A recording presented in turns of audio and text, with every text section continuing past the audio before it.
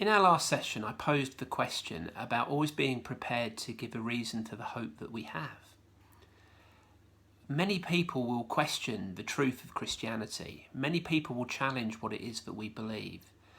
And when we want to talk about Jesus and who he is, what it's like to know him and why he came and what he did for us, we want to go to the Bible and know that what we believe is true.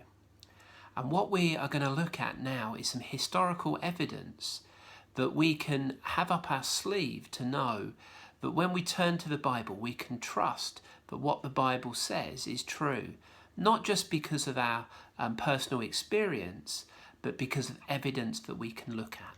And I want us to look at six references.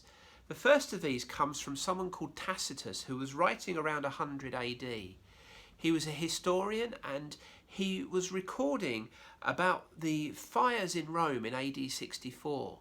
And when he did this, he writes these words: "Nero fastened the guilt on a class hated for their abominations, called Christians by the populace.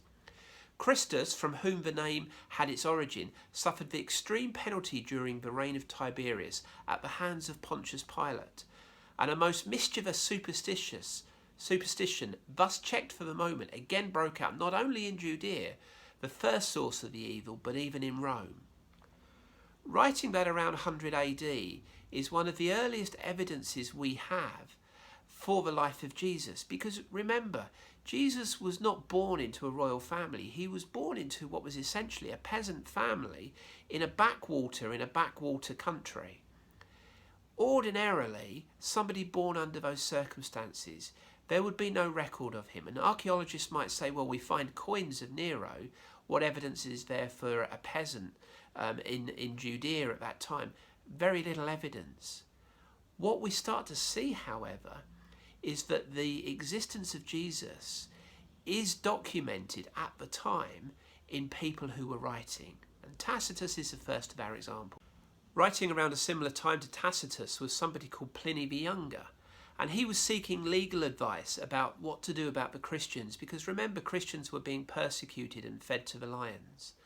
And he writes this, that the Christians were in a habit of meeting on a certain fixed date before it was light, when they sang in alternate verses a hymn to Christ as to a God, and bound themselves by a solemn oath not to do any wicked deeds, but never to commit any fraud, theft or adultery, never to falsify their word nor deny a trust when they should be called upon to deliver it up. After which it was their custom to separate and then reassemble to partake of food, but food of an ordinary and innocent kind. It's really interesting that Pliny was writing and documenting the practice of the church, but notice that he refers that the church was singing hymns to Christ as to a God.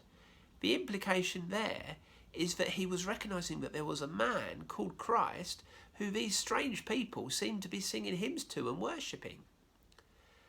But one of the most famous writers of the time is somebody called Josephus.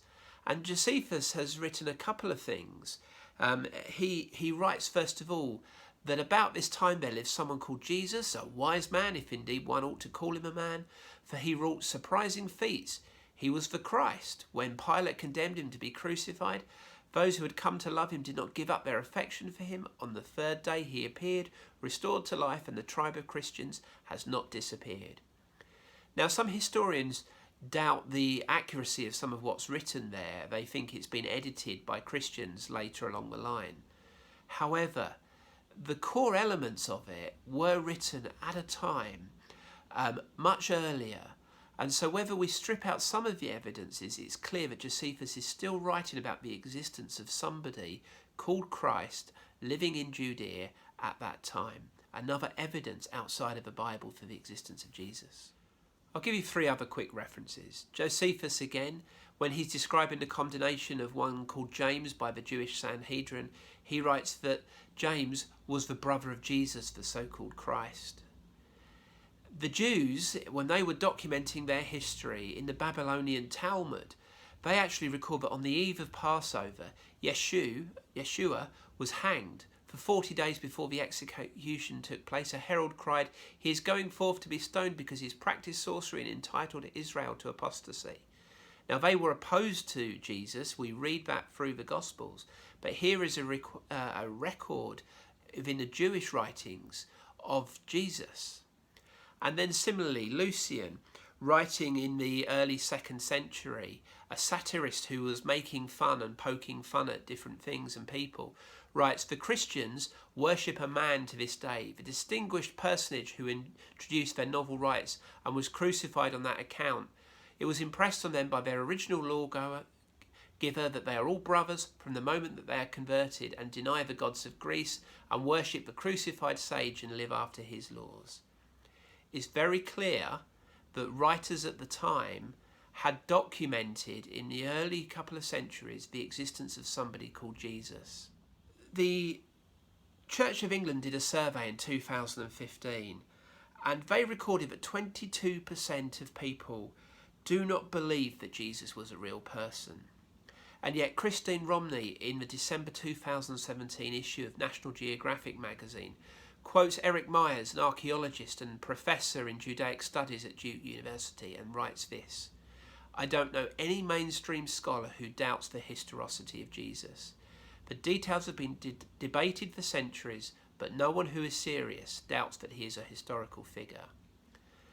As we begin to look at the life of Jesus, have no doubt Jesus really lived, really existed, and there is evidence outside of the Bible for that.